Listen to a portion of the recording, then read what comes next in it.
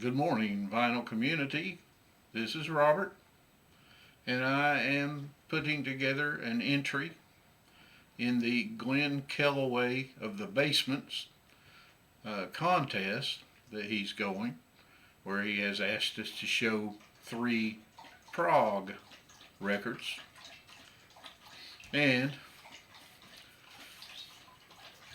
we awoke to the sad news that Ian McDonald, co-founder of King Crimson, has passed, and I'm saddened by that news. I saw Ian McDonald with Foreigner a few times in the 70s, and I saw him this past July with the mighty King Crimson in the Ryman Auditorium.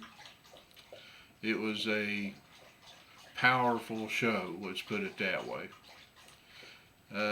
So with that, I have decided to make my first selection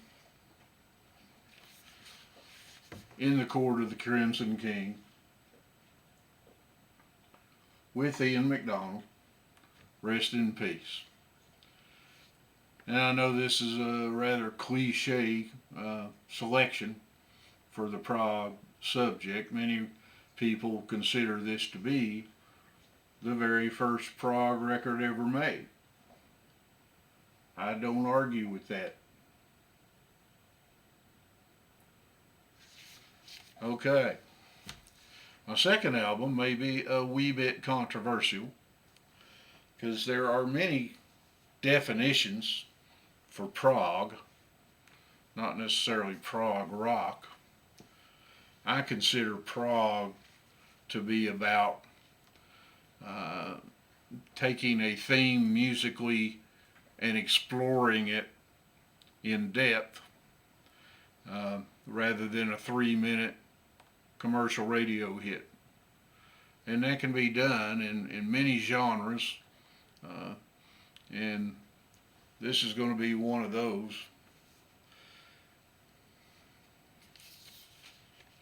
Bela Fleck and the Flecktones, Flight of the Cosmic Hippo. If you're not familiar with their music, they definitely take a theme and explore it to the limits. They don't have too many albums actually on vinyl. I was pleased when this came out. It's a 180 gram pressing, and it sounds wonderful. These guys are musicians,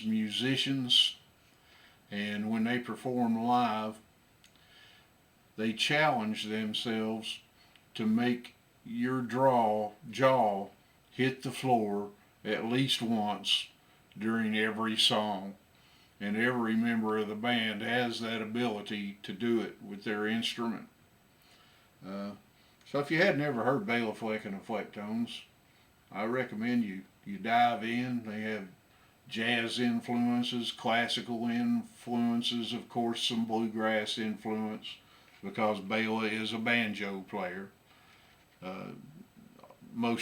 Oftentimes he has a synthesizer on his banjo and makes it sound a little different.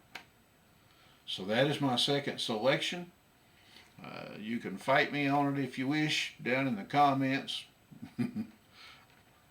That's not necessary. We don't need any violence today. Okay.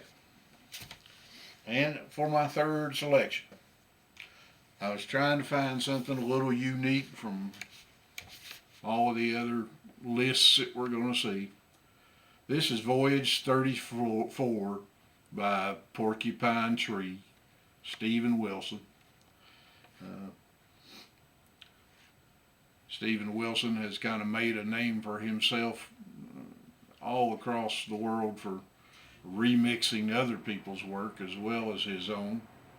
And Voyage 34 was an earlier Porcupine Tree album. When he started Porcupine Tree, he originally wanted to make people believe that it was a prog rock band from the 70s with a history that didn't really exist. And most of the early albums were Stephen Wilson playing all by himself. This is a double LP version of Voyage 34.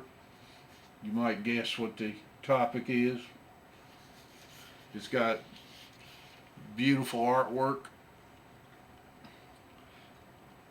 Each LP has a different and beautiful custom label.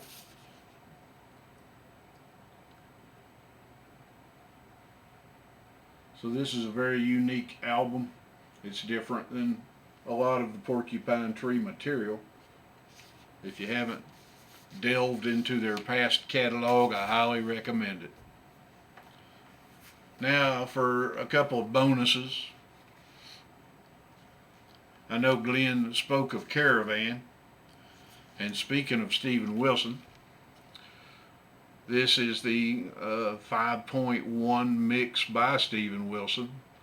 It also has a new stereo mix and some bonus material.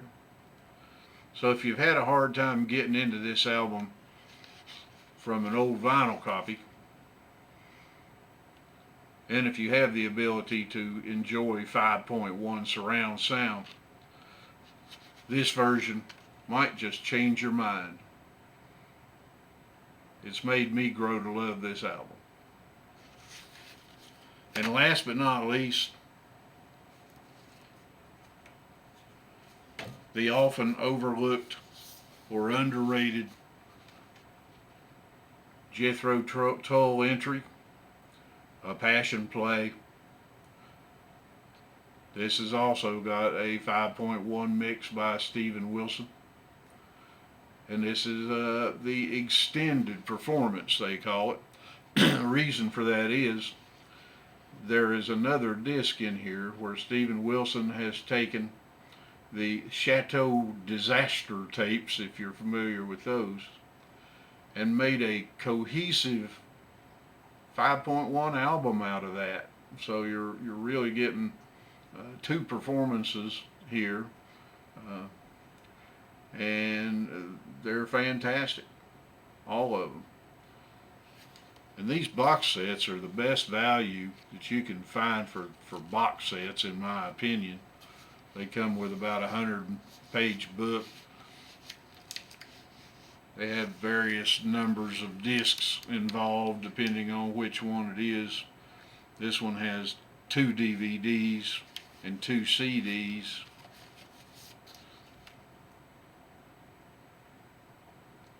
So there you go. That is my entry into the Prog album contest with Glen Kellaway from the basement. Rest in peace, Ian McDonald. And I hope everybody has a great day in the vinyl community, and let's go spin some Ian McDonald related material. Thank you.